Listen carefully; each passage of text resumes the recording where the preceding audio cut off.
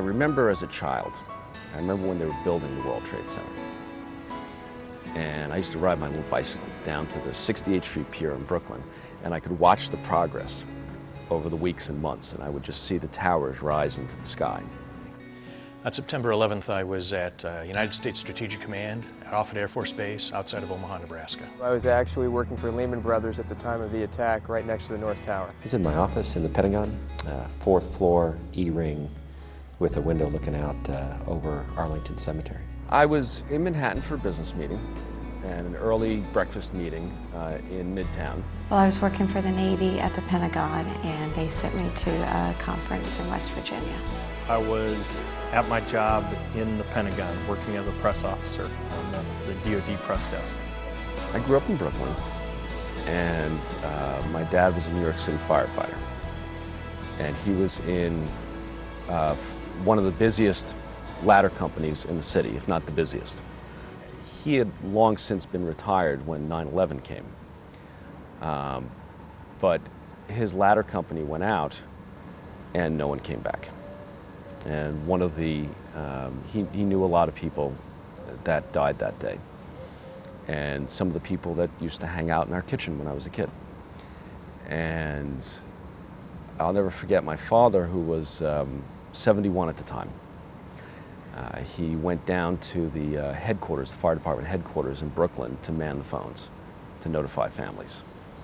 At about 10 of 9, I believe it was, the first plane hit, and it shook our room, our building, and all of us ran over to the window and of course saw the impact of the first plane and proceeded to go downstairs and many of us witnessed the second attack into the other tower. Well, as I was watching the second plane hit the tower, I said, well, obviously that's not an accident. This is an attack. It was very surreal because our teacher interrupted us, and she was the type of woman that even though only I was there for 2 days, I knew she wouldn't interrupt if it wasn't very important. And she just started asking this bizarre series of questions of, you know, is there anyone here from Washington? Is there anyone here from the Department of Defense? And then at 9:30 that morning, we started a meeting, or they held a meeting inside the Pentagon that we were attending, time to discuss the terrorist attacks in New York. And then just 8 minutes later, the aircraft hit the Pentagon. It hit just before the Pentagon into the ground, and then right into the second floor, which is the lowest floor on that side. And the fireball came up, and the window of my office flew right over my head and shattered. This big ball of flame came in, and everybody in my office, there were 7 of us there, dove down into the ground. And I remember leaving the office building and walking down the street. Then we got to Fifth Avenue, and we looked downtown, and we could see one of the towers with flames coming out of it. A good friend of mine's wife phoned me and said that he was over at the 7th Regiment Armory on Park Avenue. And then a lot of folks were mustering up over there. So I showed up early evening, and of course there was a semblance of folks from all different branches, some retired, some reserve guard, all different branches of service who assembled there. I looked at the wall of the Pentagon, which is granite. It's 1.5 feet of granite, and it was shaking. And I said, you know, this wall isn't supposed to shake.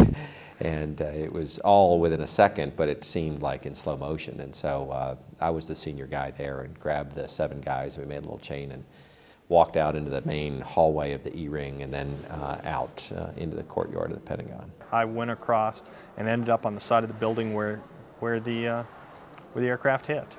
And I was in a group of people that had been paired off by 4s and told to be ready to go into the building on stretcher detail. Most of us go through a watershed moment in our lives where we realize what are the values we hold, what are the things that mean most to us in our lives. I think a lot of people in the military experience some degree of that in their career and usually realize why they are in the armed forces. In a way, 9/11 reestablished that for me. It was getting commissioned all over again, and I realized that I wanted to give more of my life than purely a private sector job. And my being here, out of uniform, but still sharing this experience with those who are, is a way of doing that. I don't take news about Osama bin Laden as neutral news, and I don't take news about Al-Qaeda as neutral news. I get angry about it. I am angry about it. It motivated me quite a bit when the opportunity came up to come over here and serve in the Middle East. I remember after September 11th, I had a consulting firm in Maryland, and it just, you know, you would sit there and you'd have clients, and they were wonderful clients, but I really felt that I really should be in Iraq. I guess I'd have to say that I consider my part in the global war of terrorism started September 11th. It's strange, but all of us in the building were survivors of an attack. 9/11, I think, taught us many things, and one of the things I think it taught us was that life is short, and sometimes it's shorter than it's supposed to be. And for me, it's very important that my life and what I do professionally adds value, and that I'm making a difference with the work I do, and that I'm passionate about it. I was glad to be there. I felt fortunate to have been called up for the exercise and to be working the exercise and to be available. By helping give people here an opportunity to understand what democracy, what freedom, what capitalism can mean for them, which it means stability. It means being able to go to bed at night and not being afraid for your life. It means being able to prosper and grow and fulfill all the dreams you hope to have for not only yourself but for your children and grandchildren. And ultimately that has a ripple effect, I believe, throughout the entire world, because the way things are today, what's good for Iraq will be good for America. I believe that if people are given a choice, people are given an opportunity, when they have a choice and they see an example of people like themselves, people that have families like them, they worship like them, they struggle and they have the same hardships like them, and they have a choice, people will not choose to be terrorists. If there is a peaceful, democratic, free Iraq, it is a black eye for everybody that believes that the world cannot become a peaceful place. You have to treat the symptom. You have to go after that type of culture. And you throughout history, you have had, and particularly in the United States, you've had people who have taken stands, leaders who have taken stands. I will not stand for fascism. I will not stand for communism. Now, I will not stand for radical terrorism. I'm here to give my all to help foster democracy, free capital markets, to help create stability in a region that is relatively unstable, to show the doubters that democracy works.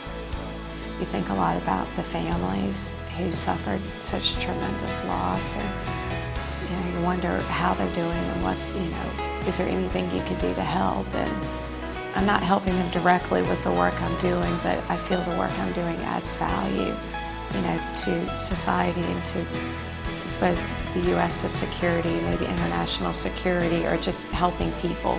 The Iraqis I work with are heroes to me, because in many ways they serve as examples, present-day examples of our founding fathers. They are putting all on the line to see this through. And it's an honor to be with people who have that degree of courage.